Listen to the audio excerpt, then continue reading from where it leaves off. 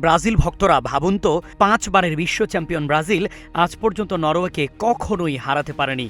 শুনতে অবিশ্বাস্য লাগলেও এটাই সত্যি। বিশ্বকাপের ষষ্ঠ শিরোপার মিশনের নামা সেলেসাওরা ফর্মে ফিরলেও অতীত ইতিহাস তাদের পুরোপুরি বিপক্ষে।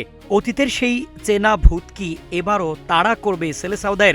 দুই দলের 4 বারের দেখায় 2টিতে জিতেছে নরওয়ে, বাকি 2টি ড্র। সবচেয়ে বড় ধাক্কাটা এসেছিল 1998 বিশ্বকাপে, যেখানে ব্রাজিল হেরেছিল 2-1 ব্যবধানে। এছাড়া 1997 সালের প্রীতি ম্যাচে 4-2 গোলে জিতেছিল ইউরোপিয়ান দলটি। বাকি 2টি প্রীতি ম্যাচ 1988 ও 2006 সালে 1-1 গোলে ড্র হয়। পরিসংখ্যান বলছে এই 4 ম্যাচে নরওয়ের 8 গোলের বিপরীতে ব্রাজিল করেছে মাত্র 5টি। 3 গোলের এই ব্যবধান খুব বড় না হলেও ব্রাজিলের মতো ফুটবল পরাশক্তির নামের পাশে নরওয়ের বিপক্ষে কোনো জয় না থাকাটা বড্ড বেমানান।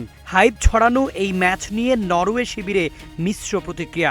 অধিনায়ক মার্টিন ওডেগার্ড পুরনো ইতিহাস মনে করিয়ে দিয়ে হুঙ্কার ছাড়লেও দলের প্রধান গোল মেশিন আর্লিং হল্যান্ড অবশ্য বেশ সতর্ক।